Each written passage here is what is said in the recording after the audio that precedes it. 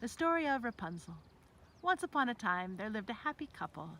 Until one day, the wife found out she was expecting a baby and started to tell the husband, "Go next door and steal Rapunzel from the witch's garden." He didn't want to do it, but he went because she had a forceful way of talking.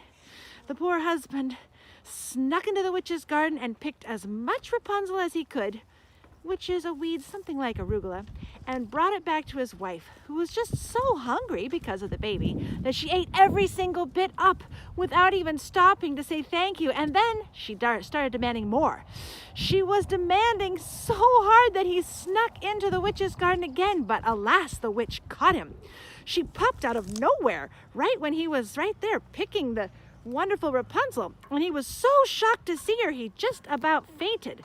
But when the witch started shouting at him, "What are you doing? What are you doing?" And the poor husband was so frightened, he said, "It's my wife. She's having a baby. She needed Rapunzel." "Then I'll get the baby," said the witch. Well, the husband just started running to get back home, and he told his wife nothing of what had happened. But she ate up all that Rapunzel, and she was quite content.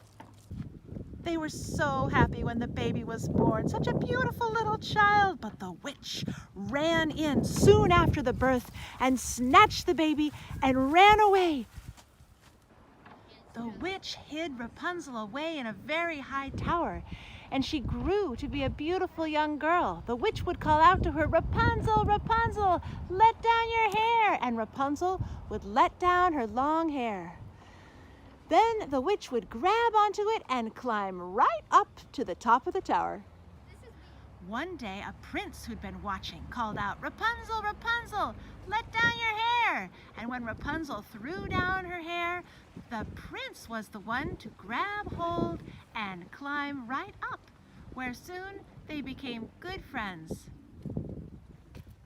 One day when the witch came and called, "Rapunzel, Rapunzel, let down your hair," Rapunzel let down her hair and the witch climbed up.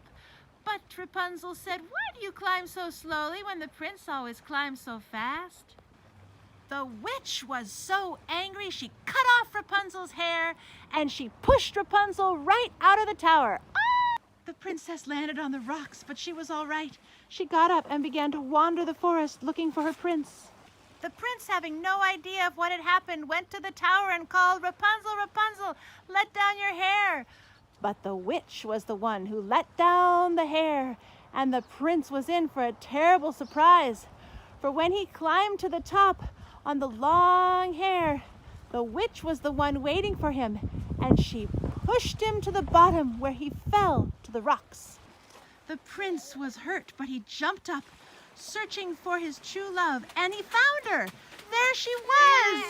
And they were overjoyed. Quickly, Rapunzel brought him home to the little hovel. So happy they all were to see each other. There was hugging all around, and the prince decided that he would marry Rapunzel, and they would live happily ever after in the castle. The end.